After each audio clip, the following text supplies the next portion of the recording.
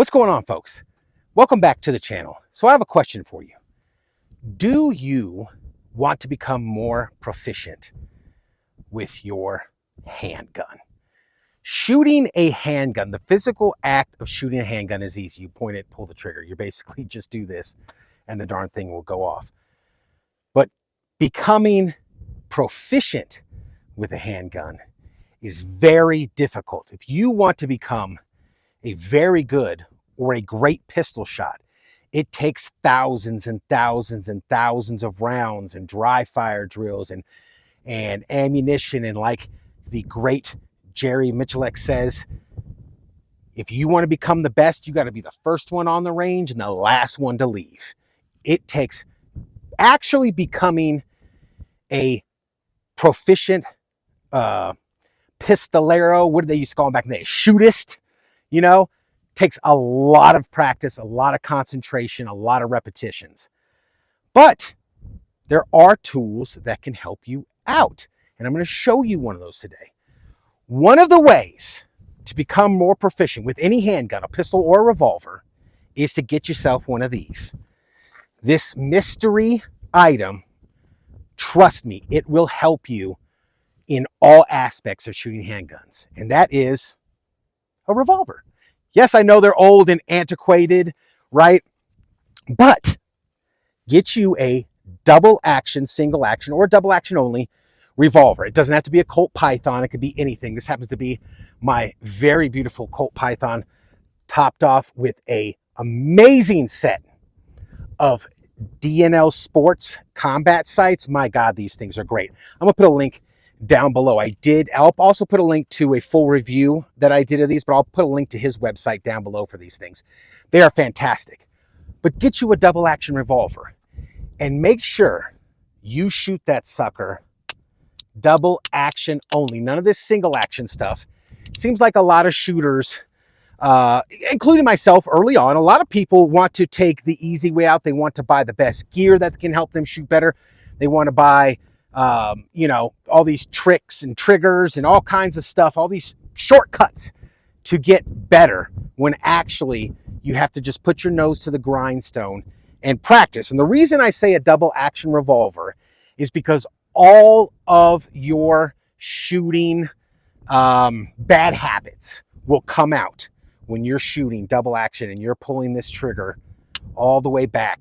Those heavy, and it doesn't necessarily have to be heavy. This one's actually not too bad, but it's long. It's a lot of travel time from the time you start pulling the trigger till the time it goes off. Now that whole time right here, all this time of pulling that trigger gives you chances to screw up and miss the target, pull low left, you're shaking, you heel the gun, whatever it is, okay? It takes a lot of concentration to effectively and consistently hit the target with a double action only revolver, or a double single, but you're shooting it in double action only.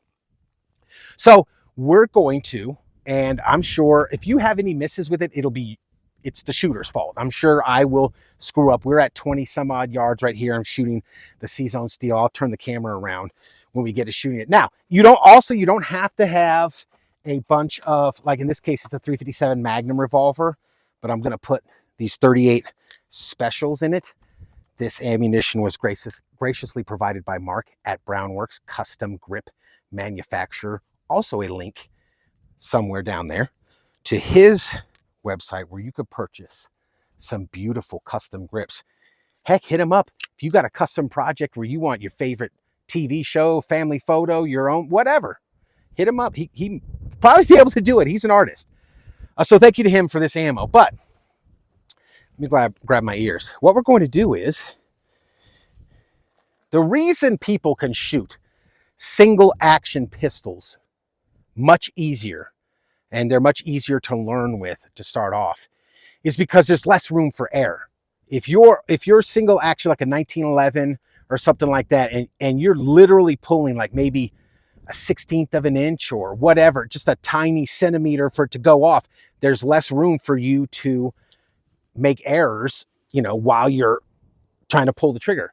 Basically, it's like lock time. There's a couple different ways people explain lock time. Some ways say it's like as soon as the sear releases to the time the hammer or the striker hits the round and fires it, that's the lock time. There's other ways, people saying as soon as you start pulling the trigger and then it goes off, that's lock time. But basically, if you ever see like people that shoot flintlock firearms have crazy discipline, because by the time they pull the trigger, you'll see a flintlock and it'll be like click, kaboom. That whole time, from when they pull the trigger, they have to hold it's not instinctive. You're pulling the trigger, you expect it to go off because these modern guns go off so quickly, you don't have time to move. But with like a flintlock or matchlock and stuff like that, you pull the trigger, click, kaboom. There's that much time. So a lot of people go click, boom, and it'll go off. They just have to sit there waiting for that sucker to go off. It takes discipline. So let's see if I can hit this steel. Let me turn it around. And I don't know if I can get it turned around right here on there. There we go. There's the berm and all that kind of stuff. Let's see if we can. Yeah, okay. So as you can see, we're about 20, 22 yards, somewhere around there, away from those C-zone steel. And I'm just going to shoot it double action only. You guys still have to do all your fundamentals of sign alignment, sight picture, trigger control, follow through, all the other kind of stuff, but it's more difficult with a double action revolver. So any misses again will be my fault.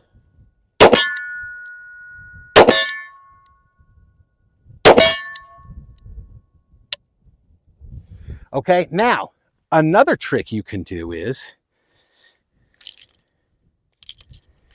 set these aside, start loading it back up. Another trick you can do is to see if you're flinching or you have issues, put 5 in the gun. I think I've talked about this in a short before, but put 1 less than the revolver's capacity in there. Don't look, don't spin your cylinder and slam it, but don't look, like put it over here and just kind of close it. That way, you're not going to know where that empty chamber is. So if you're flinching, you'll be going bang, bang, on that click. So you want to make sure you have no movement on that. Let's try this. It could be the first, could be the last, it could be anywhere in here. So let's try it.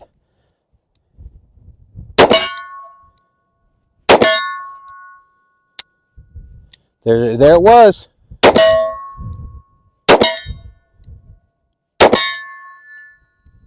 So I don't think I flinched at all. That's one way to gauge if you are in fact flinching. Get some more bullets here. Some more 38 Especial. Again, this is just to work on your fundamentals of your trigger press. Let's get some of this ammo right here. Put it in there. And as you're getting more proficient with it, you can move back farther, you can move up and shoot faster, all that kind of jazz. But now, you know, I've hit all the shots from back here. Let me try to speed it up a little bit and see if I can, and I could do any better.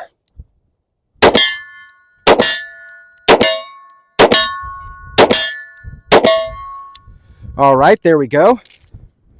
Now, trust me when I tell you, this will absolutely help you shoot every type of firearm, especially the semi-automatics.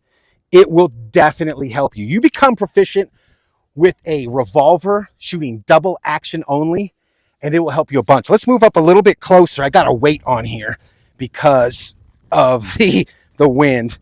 So let's see here. Are we cool right there? Yeah, I think we are. So we moved up. We're at 15 yards now. There's a stick down here. You probably saw it in the previous one. There's some logs down here at 15 yards. We got the 3 C-zone pieces of steel and I think that's a 10-inch round over there. But this will definitely help. I think one of the problems, I mean, high capacity or higher capacity, standard capacity, whatever you want to call them nowadays. Semi-automatic handguns are fantastic.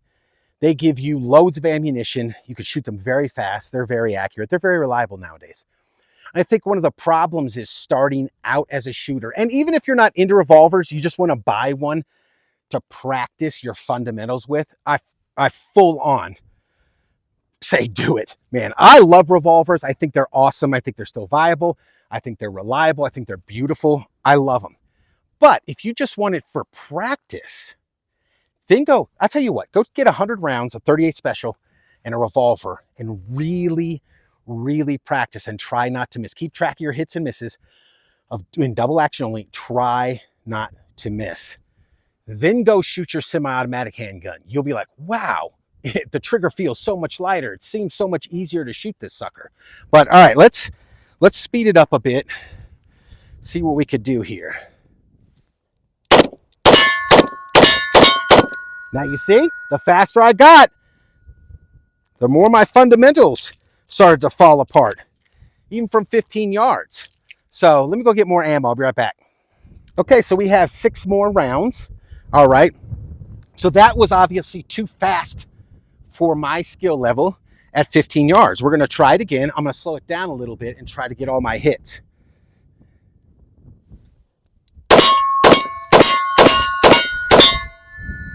There you go. That was I think a little bit slower maybe, but I got all my hits. So yeah, if you really want to unlock your potential and become more proficient overall in shooting all types of handguns, get you a revolver in double action and practice like crazy with that sucker, and you will become a much better handgun shooter.